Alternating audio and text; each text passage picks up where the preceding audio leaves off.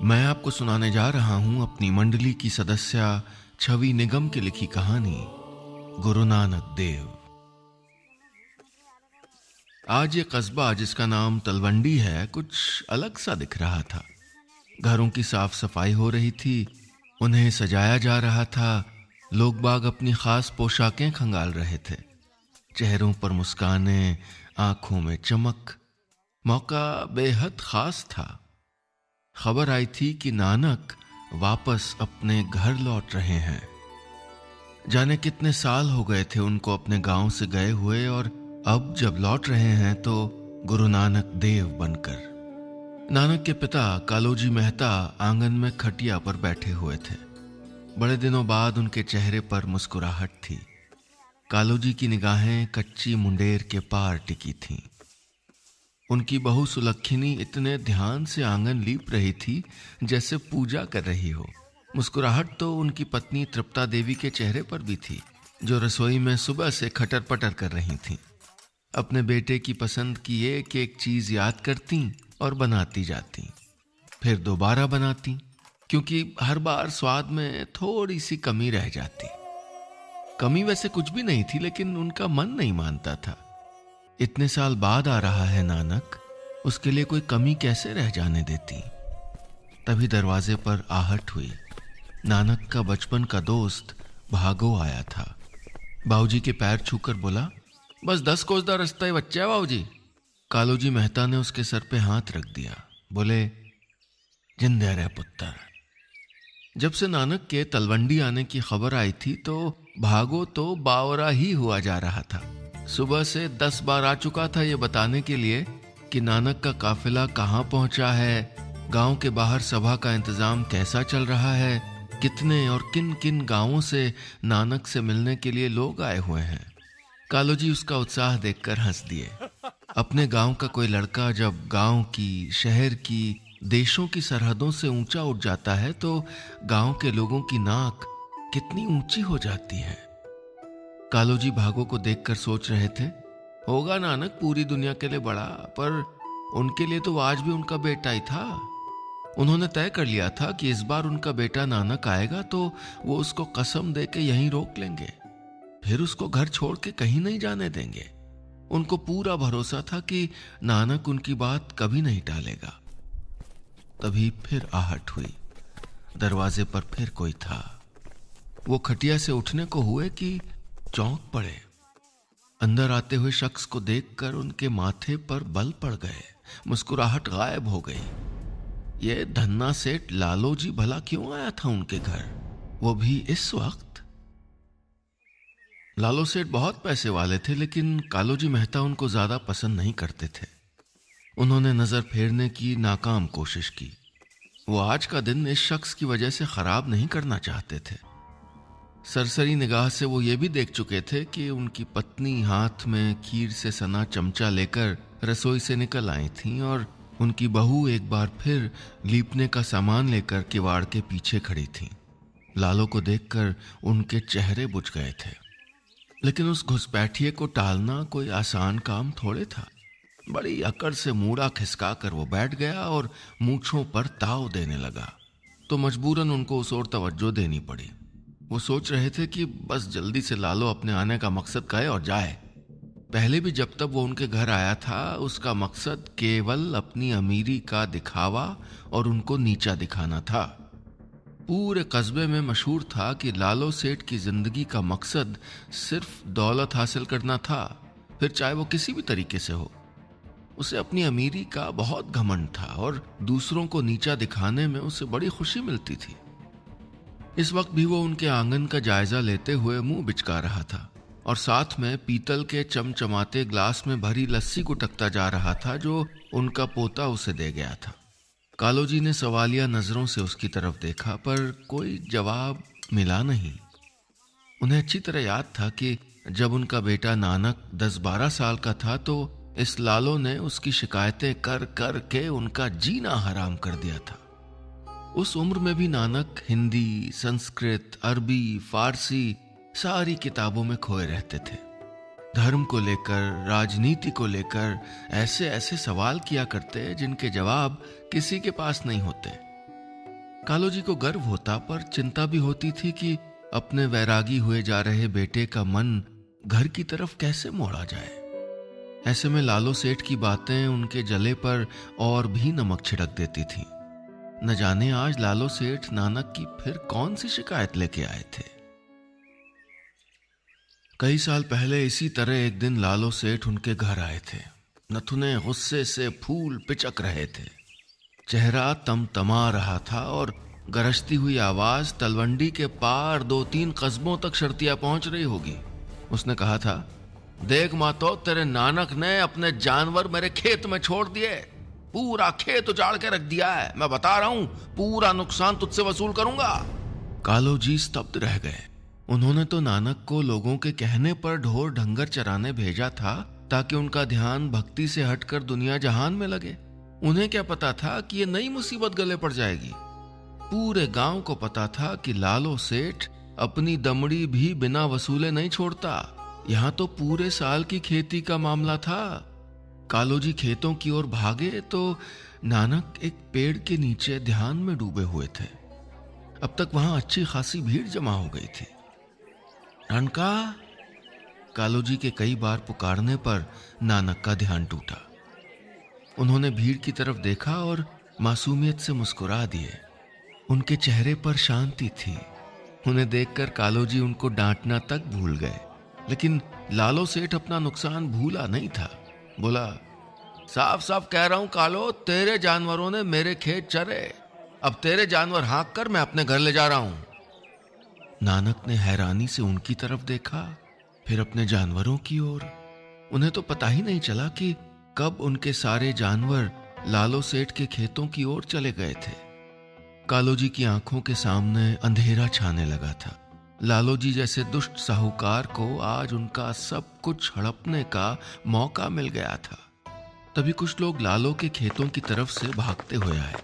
उनमें से एक बोला, तुम्हारे खेत तो सही सलामत खड़े लालो सेठ। लालो सेठ, कालो जी और दूसरे लोग जब खेतों के पास पहुंचे तो देखा फसल वाकई जैसी की तैसी खड़ी थी। लालो सेठ हैरान रह गया। अपने फायदे के लिए झूठ बोलने में उसको जरा भी हिचक नहीं होती थी, लेकिन आज उसने झूठ नहीं बोला था। उसने खुद नानक की गायों को अपने खेत में चढ़ते देखा था। उसने अपनी इन्हीं आंखों से देखा था कि पूरी फसल चौपट हो गई है। फिर सब ठीक कैसे हो गया? ये कैसे हुआ समझना मुश्किल था। जैसे कोई चमत्कार हुआ हो। नानक के लिए सबके मन में उसी दिन से श्रद्धा और विश्वास जड़ पकड़ता गया और दिनों दिन बढ़ता ही चला गया। तभी लालो सेठ की आवाज सुनकर कालो जी अपनी यादों से बाहर आ गए। लालो ने कहा, सुनो मेहता कालो, नानक का बड़ा आदमी हो गया है, इसलिए जब वो तलवंडी की सीमा पे आएगा तो मैं ही सबसे पहले उसकी अगवानी करूंगा और खाना खिलाऊंगा। कालो जी ने हैरानी से कहा, लेकिन पर उनकी बात सुने बिना ही लालो तेज कदमों से वापस जा रहा था। कालो जी के माथे पर चिंता की लकीरें गहराने लगीं।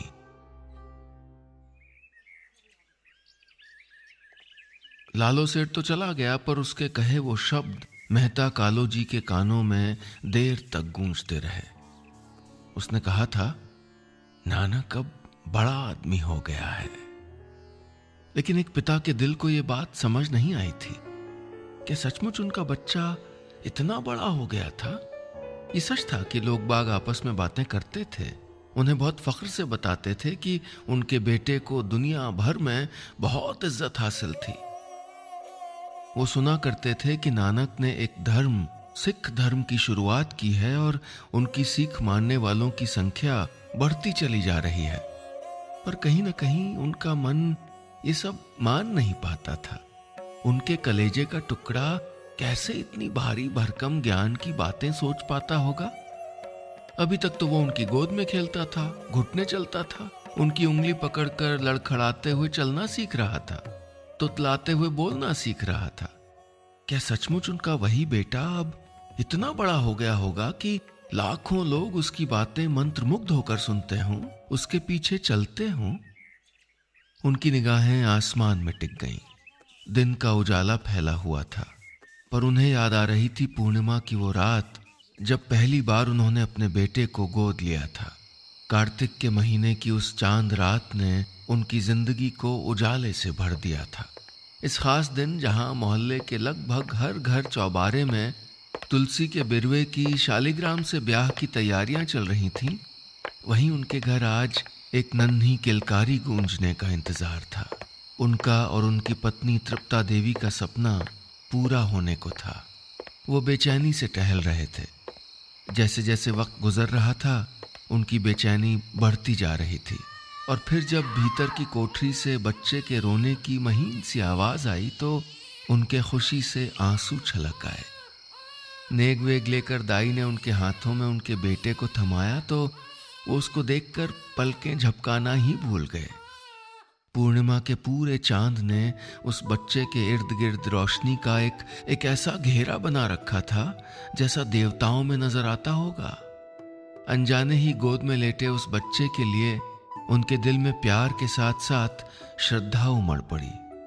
उनका माथा चूमते हुए उनकी आंखें खुशी से नम हो आईं। नानक कहकर उन्होंने उसे सीने से लगा लिया। तब वो कहां जानते थे कि उनका नानक एक दिन गुरु नानक देव बन जाएगा। कालोजी और उनकी पत्नी शायद बचपन से जानते थे कि उनका बेटा कुछ खास है। अब तो पूरी दुनिया ये मानने लगी थी। कालोजी ख्यालों में नानक का बचपन जी रहे थे। फिर उनकी आंखों में आंसू उमड़ आए जब उन्हें वो दिन याद आया जब नानक हाथ जोड़े उनसे विदा मांग रहे थे। उनका दिमाग सुन्न पड़ रहा था। वो समझने की कोशिश कर रहे थे कि दुनिया की भलाई के लिए बेटे का घर से बाहर जाना जरूरी है, पर दिल इजाजत ही नहीं दे रहा था। जो हाथ बेटे को हमेशा सीने से लगाए रखना चाहते थे वो कैसे उसके सर पर रखकर आशीर्वाद देते हुए जाने को कह देते। लेकिन इस कश्मकश में जीत दिमाग की हुई। उन्होंने इजाजत दे दी और लौटने का वादा करके दुनिया को सिख धर्म की सीख देने नानक चले गए थे। तब से वो और पूरा तलवंडी नानक का इंतजार कर रहे थे और अब जाके वो घड़ियां खत्म होने वाली थीं। उनका बेटा कस्बे की सीमा के पास पहुंच चुका था और ये बताने के लिए भागो एक बार फिर भागा भागा उनके पास आ गया था। कपड़ों की एक पोटली बगल में दबाए अपनी फूलती सांसों को काबू में करते हुए भागो ने बताया था कि नानक आ गए थे। उतावली में कालोजी भी उसके साथ चल दिए। सोचते जा रहे थे, गरीब भागो अपनी पोटली में नानक के लिए क्या खास लिए जा रहा होगा। तलवंडी से थोड़ा आगे भारी भीड़ देखकर वो हैरान हो गए। कालोजी ने देखा दूर एक पेड़ के नीचे बैठे नानक जो कह रहे हैं वो हजारों लोग मनोयोग से सुन रहे हैं। अपने बेटे को इतने समय बाद देखकर उनकी आंखें उमड़ पड़ी। सादा सा कुर्ता पैजामा नानक पर बहुत फब रहा था। चेहरे पर लंबी दाढ़ी तेज और बढ़ा रही थी। कालोजी को उनमें उसी चांद का अक्स आज भी नजर आ रहा था जो उनके जन्म के वक्त दिखाई दिया था। तभी नानक की नजर उन पर पड़ी। विभोर होकर वो खड़े हो गए और भीड़ के बीच उनकी ओर बढ़ने लगे। कालोजी के कदम वहीं जड़ हो गए थे। उन्होंने सोचा था कि बेटे को देखते ही उसे कस के गले से लगा लेंगे और उसको कभी गांव छोड़कर ना जाने की कसम दे देंगे। पर इतनी भीड़ देखकर वो झिझक गए थे। नानक भी बस खड़े होकर उनको देखते रह गए। इन सालों में कितने कमजोर हो गए थे उनके पिता। बालों में सफेदी उतर आई थी, चेहरे पर झुर्रियां भर गई थीं। मैंने वैराग्य का रास्ता चुनकर पिताजी के साथ अन्याय तो नहीं किया। एक पल को नानक का मन भी विचलित हो गया। वो पिताजी को प्रणाम करने के लिए झुक ही रहे थे कि लालो सेठ की तेज आवाज ने उन्हें रोक दिया। पहले नानक मेरा लाया भोग लगाएगा, फिर आगे बढ़ेगा।